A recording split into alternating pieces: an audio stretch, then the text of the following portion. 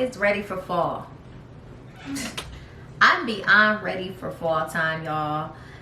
I'm just, it's been too hot, okay?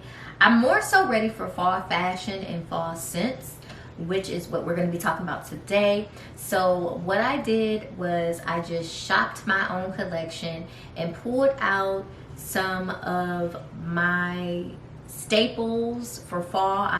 I've actually also included some of the fragrances I got throughout this past summer that I'm also going to be included in fall. Now, I'm also going to include some fragrances that I'm going to be picking up. I've been really into Arabian or Arabic scents, so I'm excited to show those. If you're interested in seeing what I'll be wearing and putting in my fall rotation, stay tuned. You want to know me on my ex-strippers, new killers, shot, tell them. All right, so this first fragrance is by Kayali. This is Utopia Vanilla Cocoa 21. It is so sexy. I actually got this fragrance from a good friend of mine for my birthday in December, and I've been obsessed with it ever since. It has a beautiful sweetness because it is in the floral family, but it is also warm because of the coconut notes in it. It's very sexy, it's very intoxicating, and it layers really good as well. As I mentioned, this is in the warm florals family, so that's why it will work perfectly for fall. Really across the board, but fall I think is just a beautiful scent for it. Coconut, the jasmine, the vanilla bourbon. So with those three notes combined, it's just so good. It's so good. It smells like a, I don't know, it smells edible, okay? It smells edible. Definitely a first date wear. I believe it'll be perfect for a first date, layered with something else.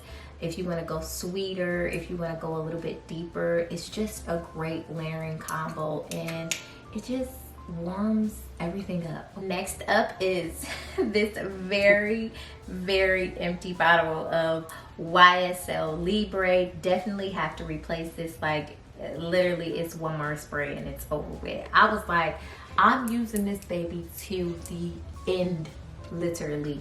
This is a beauty that's also in the warm florals family, so it's perfect for warming up. I love those warm scents. They are just so intoxicating and sexy to me. That's why I have a ton of them in my collection.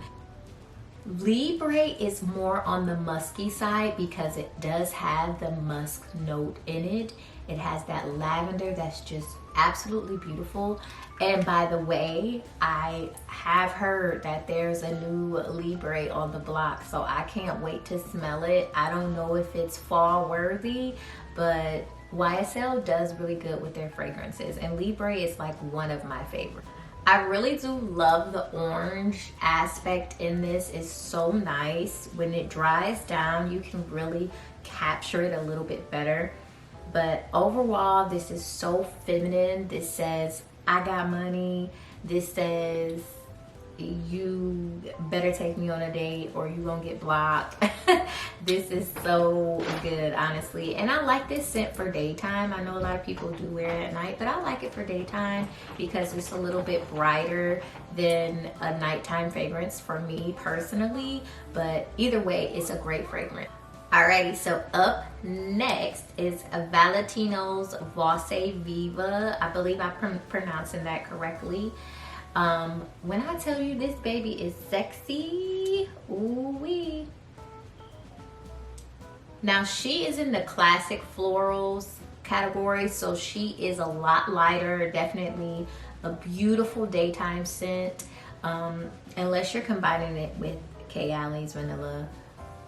Unless you're combining it with Utopia Vanilla Cocoa.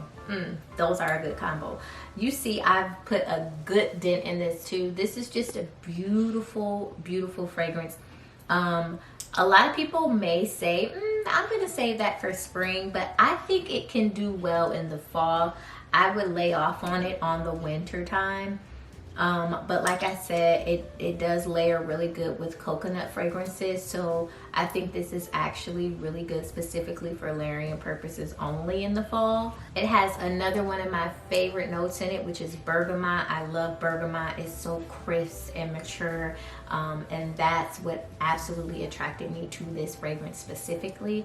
So yeah, try it out. If you have a Volche Viva, try it out. Try to layer it with a coconut or vanilla scent to see if you like it for the fall.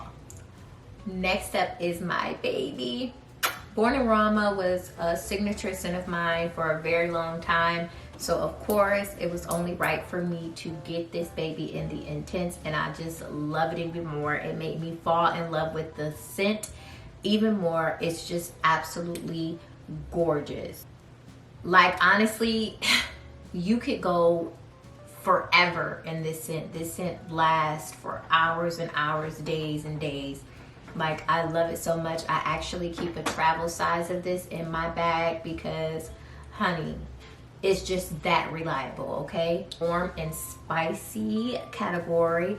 Definitely spicy. You smell the beautiful spice in this. It's just, I love spice, okay? I love it because it's so sexy. And if you don't know by now, I'm obsessed with sexy scents. I'm a sexy girl. I want to smell sexy, and I go for those fragrances even if they're lighter, even if they're on the sweeter side. I want sexy, okay? Maybe it's seductive. If you want someone to be all over you, this is it. I believe this is also a unisex scent, but this is perfect for the cooler months. Fall, definitely transition into winter. This is a great one, and this is just a staple to have in your collection in general. Next up is an Arabian fragrances. I am like, this is what started me getting interested in these types of niche fragrances. This is the Yara Latif Moi, I believe I'm pronouncing that correctly. This is a beautiful fragrance that has jasmine in it. It has patchouli. To me, it's a warmer scent. It's sweet, but it's warm. So I'm not really sure what they categorize this in, like what category it's in. But to me, even though it does have that sweetness to it, it is really, really warm. I love it because it's really feminine. I believe this one can work for night or daytime, but I especially believe this is good for the fall. Now, this is a sweeter fragrance, but I say it's good for the fall because to me, it warms me up. It has a warming sensation when I wear it or when I smell it. So I would definitely try this out if you haven't gotten into like other niche fragrances. What I love and what I'm discovering about Arabic fragrances is a lot of them have dupes or very similar scents and fragrances for the ones we spend $200, $300 for. I really love that because it gives you an option to be able to afford those same fragrances. Really, we're buying a name. And so just because we spend $200 on a fragrance doesn't mean the niche fragrance that's $50 is less than. Sometimes they have better lasting power. So I'm definitely going to be building my collection with Arabian scents. I also want to grab some from Dubai, but I haven't done as much research on those as I have the Arabic ones. I don't know, it just kind of caught my attention first, so that's what I'm pouring into first. All right, so those are the fragrances. Just shopping my own collection, trying to see what I'm going to be doing here in the next couple of weeks because fall is coming upon us. Let me know what you're wearing for the fall. Let me know what you think I should pick up. Do you have any Arabic fragrances in your collection? Please let me know. Let me know which ones that I absolutely have to have because I'm really interested in growing that side of my collection. And hey, those fragrances are really long lasting from all the research I found. So really interested in seeing. Comment down below. Don't forget to subscribe, and I will see you guys in the next video.